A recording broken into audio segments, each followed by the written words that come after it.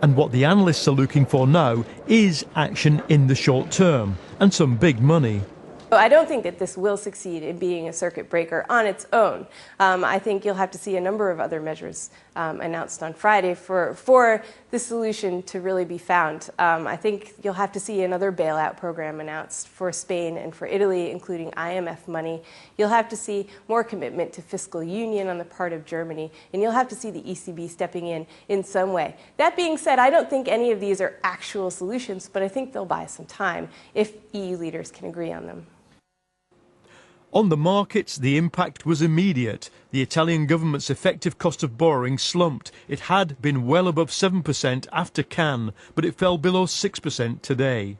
And now comes the tiny problem of selling the whole deal, first to the French. I don't think the French are very much in favour of handing over more sovereignty to the Commission in Brussels. However, a solution must be found and the crisis to be resolved very, very quickly. So it depends, again, how it's done. The French are very much in favour, traditionally, to regulation, and if they see that the markets can be tamed by political leadership, I think they will be in favour of it. And once the French are squared, there's the Brits. We know David Cameron's position. On the referendum, our approach is very simple. We've legislated now, so it is impossible for a British government to pass power from Britain to Brussels without asking the British people in a referendum first. That is the legal position. We've made that vitally important change.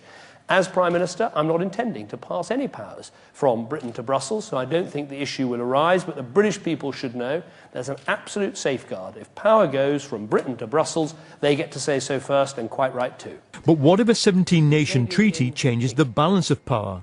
Merkel and Sarkozy made it clear today they would not be asking for Mr Cameron's rubber stamp. For the past 6 months, the euro crisis has been essentially a political crisis. That is, solvable by decision-making, even if people didn't want to make the decisions. Now, 6 months of indecision have created a real-world economic downturn, and Britain is being dragged into that. This is how one Italian minister felt as she voted through a new round of austerity last night, and well she might. Tonight, the ratings agency S&P threatened to downgrade the whole Eurozone, reminding them that while they've been dithering, growth's been disappearing. I think by the end of 2013, we'll probably see debt restructurings in Italy and Spain. And of course, the implications on that, on confidence, on the financial services industries, on lending, is huge and will cause growth to contract. And is there nothing they can do to stop that?